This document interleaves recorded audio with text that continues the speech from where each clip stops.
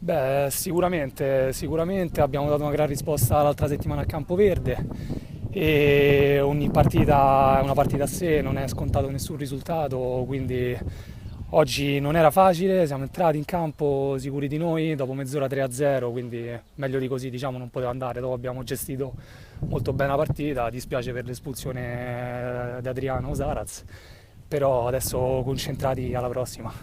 Segnare è sempre una cosa piacevole, soprattutto per chi gioca nelle retrovie che non è abituato a fare tanti gol, quindi è stato comunque un piacere segnare, anche se l'importante è il risultato sempre e comunque non importa chi segna, va bene così comunque. L'obiettivo nel finale di Beh, stagione? adesso dobbiamo giocare partita per partita, sappiamo che se le vinciamo tutte stiamo in promozione,